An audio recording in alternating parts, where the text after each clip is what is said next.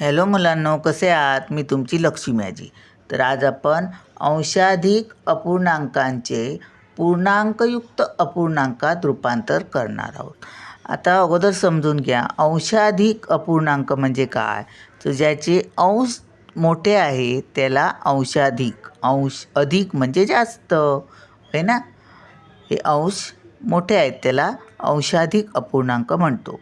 आता जे पूर्णांकयुक्त अपूर्णांक म्हणजे काय? आता हे समजा 24/5 आहेत. मग 5ने आपण 24ला भागणार. 5×5 = 25 म्हणजे 5×4 = 20, बरोबर? 5×4 = 20. मग 4 उत्तर येणार, ते आपण इथे लिहिणार. 5×4 = 20. मग 24मधून 20 गेले, किती राहिले? 4 राहिले, ते आपण वर लिहिणार. 4 ही बाकी राहते आणि छेदात किती येणार? ज्याने भागतो ते. समजलं? आता आपण पटापट करूया.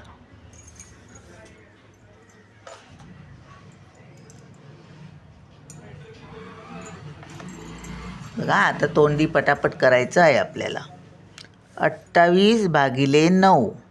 9×3 = 27, होय ना? 9×3 = 27. 9×3 = 27 आणि 1/28/9. 16/5 करा. 5×3 = 15 आणि 1/16. छेदात 5. हे आपलं झालं. 17/3. 17/3.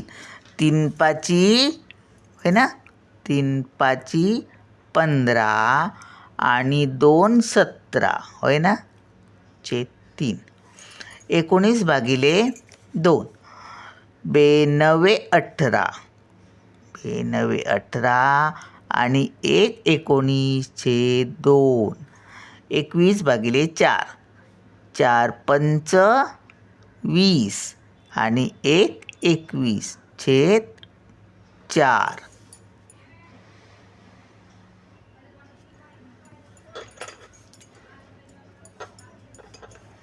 30/4. 4×4 = 16. 4×5 = 4×6 = 24. 4×7 = 28. 4×7 = 28 आणि 28×29/30. 2. 4 म्हणजे बाकी 2 राहिले. 38/6. 6×6 = 36 आणि 2×38/6. 35/4. 8×5 = 40 म्हणजे 8×4 = 32. 8×32 आणि 32 आणि 3 = 35/8. बरोबर ना? 5/3. 3×1 = 3. 3 आणि 2 = 5/3. येतं ना लक्षात बाळांनो?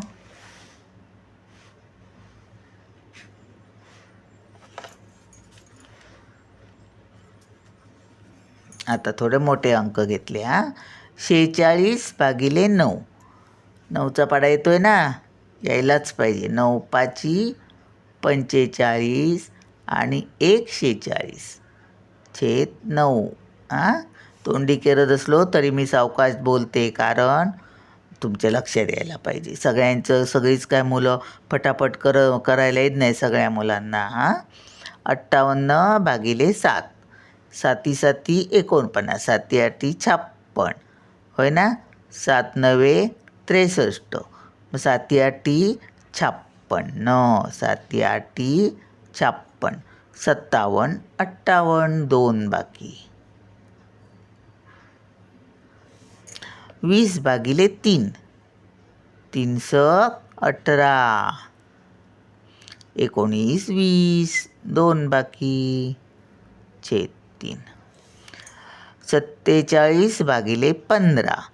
15×3 = 45, होय ना? 45 आणि किती 47? 45, 46, 47, 2. आणि छेद 15. छेद आहे तोच राहणार. 10/3. 3 त्रिक 9. 3 त्रिक 9 आणि 1 10 छेद 3. 17/4. 4 चोक 16. 4 चोक 16 आणि 1 17 छेद 4. 65/12. 12चा पाढा बोला. 12 पंच 60. 12 संग 72 म्हणजे 12 पंच 60 आणि 5 65 छेद 12. येतं आहे ना लक्षात. 12 पंच 60. 65मधून 60 गेले, राहिले किती 5. बाकी पूर्ण किती एवढे 5 भाग पूर्ण झाले. 12 असे 5 भाग पूर्ण झाले आणि बाकी 5 राहिले. 20/7. 7 त्रिक 21 म्हणजे 7 दुणे 14 घ्यायला पाहिजे. 21 मोठे ना. 7 दुणे 14. 14 आणि किती 20. 14 आणि 6 20 छेद 7. म्हणजे आपण ज्याने भागतो त्याच्यापेक्षा जी बाकी आहे ती छोटी यायला पाहिजे, म्हणजे आपलं गणित बरोबर येतं आहे. एवढं लक्षात येतं. 51/25. 25 दुणे 50 आणि 1 51 छेद 25. 7/2. बेत्रिक 6. बेचोक 8. बेत्रिक 6. बेत्रिक 6 आणि 1 7 होय ना. 1 7 छेद 2 म्हणजे 3 दुणे 6 आणि 1 7. बघा आता चेक करूया फटाफट. बघा आता जर आपल्याला असं असलं पूर्णांकयुक्त अपूर्णांकांचे अंशाधिक अपूर्णांकात रूपांतर करा, मग आपण कसं करणार. हे बघा असा गुणाकार आणि अशी बेरीज. आलेल्या उत्तरात हे मिळवायचे. बघा 9 त्रिक 27. 27 आणि 1 28 आहेत छेद 9. 5 त्रिक 15. 15 आणि 1 16. 4 पंच 20. 20 आणि 4 24. 3 पाची 15. 15 आणि 2 17 छेदात मात्र आहे तेच राहणार. 2 9 18. 18 आणि 1 19. 4 पंच 20. 20 आणि 1 21. 4 7 28. 28 आणि 2 30. 6 संग 36. 37 38. 8 चोक 32. 32 33 34 35 बरोबर. 3 1 3 2 आणि 2 5 आहेत बरोबर.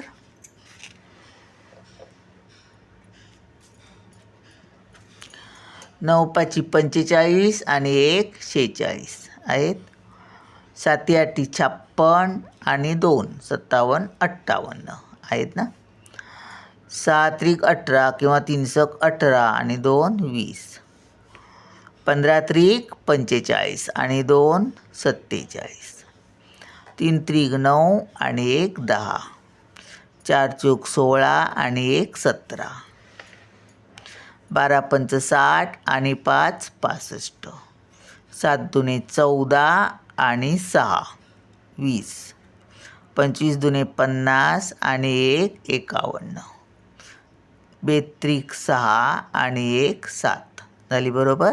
टाळा पण झालं. याला म्हणतात टाळा करणं. चला मग भेटूया पुढच्या व्हिडिओत. बाय.